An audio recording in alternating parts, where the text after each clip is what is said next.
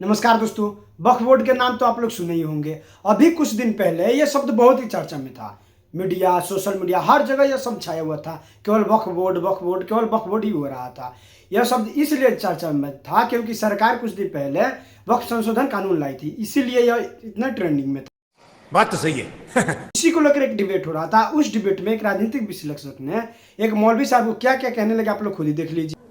मैं ये कह रहा हूं प्रैक्टिसिंग मुस्लिम वो होता है जो 5 वक्त की नमाज पढ़ता है, साल में रमजान के रोजे रखता है जी, साल में ज़कात देता है, पैसा हो तो हज करता है, उसको प्रैक्टिसिंग मुस्लिम कहते हैं।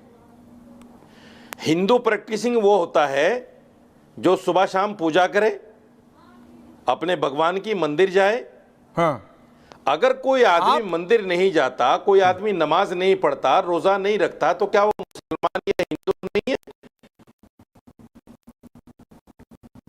ये कैसे तय होगा कि प्रैक्टिसिंग मुस्लिम कौन है? कौन देखेगा 5 साल तक इसने 5 साल तक नमाज पढ़ी कि नहीं पढ़ी, इसने रोजे रखे कि नहीं रखे, इसने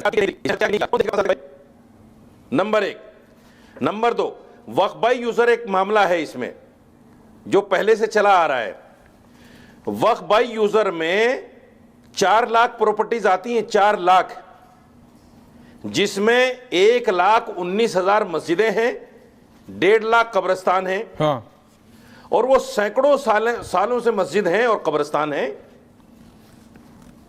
अगर वक्फ बाय यूजर को खत्म कर दोगे आप, तो ये मस्जिदें कहां जाएंगी, ये कब्रिस्तान कहां जाएंगे भाई? इनको सरकार ले लेगी? ये समझना पड़ेगा।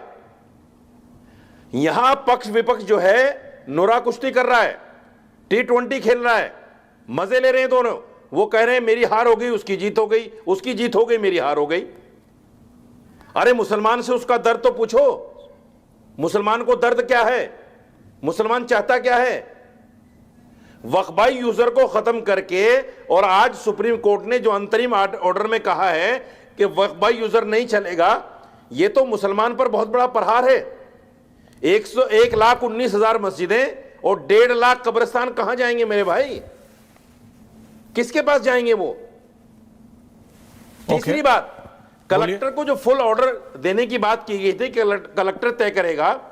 कलेक्टर तो सरकार का आदमी होता है भाई, सरकार के खिलाफ कैसे जा सकता है? हमने तो ये देखा है ऐश्वर्या जी, ये देखो मैं पेपर दिखा रहा हूं आपको जी, दिखाएं। ये देखिए, ये बहुत सारे पेपर हैं। इसमें दिल्ली की 286 प्रॉपर्टी हैं, 286 जी। और ये प्रॉपर्टियां बीघों में हैं, 11 बीघे, 19 बीघे, 17 बीघे, 5 बीघे, 4 बीघे। ये पहली सरकार ने जो वक्फ बोर्ड के चेयरमैन बनाए हैं, उन चेयरमैनों के जरिए से ये प्रॉपर्टी हड़प ली। पिछली सरकारों ने चेयरमैनों के जरिए से हड़प ली, साइन करा लिए उनसे कि ये प्रॉपर्टी डीडीए की है, ये प्रॉपर्टी एनडीएमसी की है, ये एमसीडी की है, ये रेलवे की है, ये फला की है। जब चेयरमैन सरकार का होता है और सरकार हमारी प्रॉपर्टी ले लेती है, तो कलेक्टर सरकार के खिलाफ कैसे चला जाएगा? बताइए आप मुझे, ये मुसलमान के साथ अन्याय है कि नहीं है? अच्छा, पर वो जमीन आपकी थी कैसे? नहीं, मैंने आपको मौका, आप ये कह रहे हैं कमेटी में रोहित, मैंने आपको मौका दिया मौलाना साहब, अभी थोड़ा तो वक्फ की कमेटी में हिंदू कैसे होगा भाई? नहीं मौलाना साहब, अभी रिलैक्स। तब तो आपने कभी नहीं बोला जब मंदिरों की कमेटी में नॉन हिंदू होते थे। रोहित ये कह रहे हैं, चारू ये कह रहे हैं, मौलाना साहब कह रहे हैं कि भाई देखो, नॉन हिंदू कहां होते थे बताइए? नहीं, कहां है नॉन हिंदू? कमाल है, आपको मैं लिस्ट दूं? कहां है नॉन हिंदू भाई? रशीदी जी, वो आप ऐनक पहनिए, आपकी ऐनक कहां है आज? बताइए ना कहां है। मैं देता हूं आपको पूरी लिस्ट, रोहित काउंटर, और मैं पूरी लिस्ट दे रहा हूं आपको। Okay, counter, Rohit counter. ऐसा है, इनके आंख का पुर्जा मंगा करके हम लोग को एम्स में चश्मा बनवाना पड़ेगा इनका। आज मैं पॉइंट वाइज सारा जवाब आपको देता हूं। सुप्रीम कोर्ट ने यह प्रमाणित किया है कि सत्यमेव जयते, बाबा साहब अंबेडकर जी का संविधान जब तक मौजूद है इस देश में, अरे हम बनवाएंगे एम्स में, मत घबराइए, अब चुप रहिए। अब मुद्दा पर मत भटकाइए, अपेंडिक्स हो गया है क्या कपार में आपके? चुप रहिए, देखो ना, सुनिए, पहले सुनना सीखिए। लगवाओगे? अरे अपेंडिक्स कपार में मत पैदा कीजिए, चुप रहिए। इनका मीटर तनी डाउन करवाइए ऐश्वर्य भैया, ये बिना मतलब का बहस कर रहे हैं। देखिए, बाबा साहब डॉक्टर भीमराव अंबेडकर जी का संविधान जब तक इस देश में है, राइट टू इक्वलिटी को कोई छीन नहीं सकता है। इस देश में हिंदू, मुसलमान, सिख, बौद्ध, जैन, पारसी, ईसाई सबको बराबर का अधिकार है। किसी धर्म विशेष को कोई विशेष अधिकार नहीं मिल सकता है। यह honourable supreme court of India के आज के निर्णय ने स्पष्ट कर दिया है। सेक्शन 3R मालिकाना हक की जरूरत। किसी भी संपत्ति का वक्फ करने के लिए व्यक्ति का संपत्ति पर स्वामित्व होना जरूरी। अदालत ने कहा यह उचित है और यह अनुमानना नहीं है। सेक्शन 3R की बात मैं कर रहा हूं। सेक्शन 3C 1 और 2 में लिखा हुआ है कि सरकारी जमीन को वक्फ घोषित नहीं किया जा सकता। वक्फ घोषित करने से पहले संपत्ति के मालिकाना हक की जांच का विचार वैध है। यह सुप्रीम कोर्ट के निर्णय में आज क्षण के सामने आया है। मैं कुछ निर्णय बताता जा रहा हूं, ज्यादा बताऊंगा तो ऐश्वर्य जी रोक देंगे। सेक्शन 36 ब्रैकेट 1A में यह लिखा है किसी भी नए वक्फ के लिए लिखित वक्फ दस्तावेज नहीं होना चाहिए। न्यायालय ने इसकी अनुमति दी है।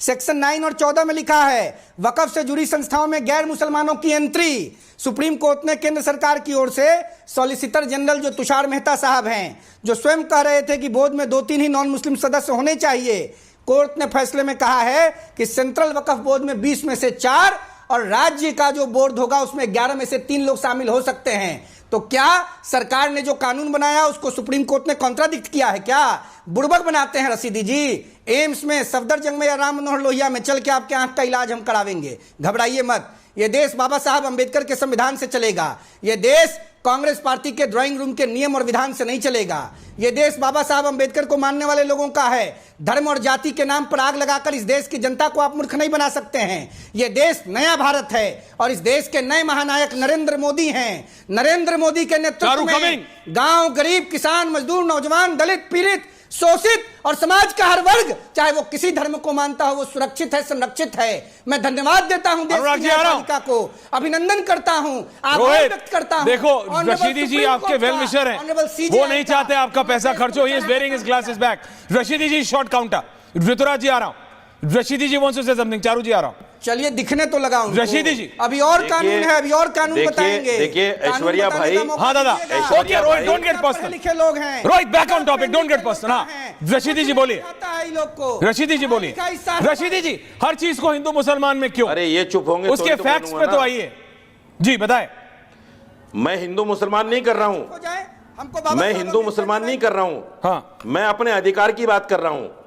मैं मुसलमानों के आपका अधिकार कौन ले रहा है? रोहित से पूछिए, इनके दादा ने, परदादा ने, इनके फादर ने कोई प्रॉपर्टी वक्फ की है क्या कभी?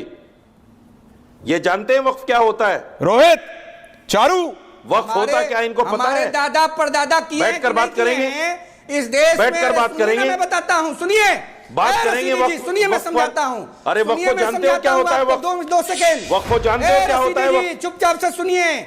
इस देश में अरे एक तो मुंह नीचे बात करके बात करो, तमीज से बात करो। देश में हमारे जैसे हजारों लाखों तमीज से बात करो, तमीज से। दादा दादा छड़दादा ने आप कितने पढ़े लिखे हो पता चल गया टीवी पर बैठ दिया है। इस तमीज देश से का बात हर करो। मुसलमान सनातनी रहा है, हिंदू रहा है।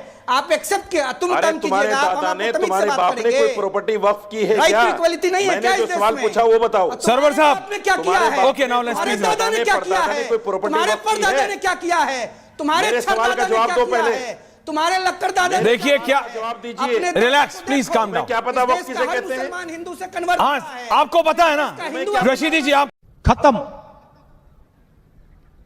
Bye bye, tata, good bye.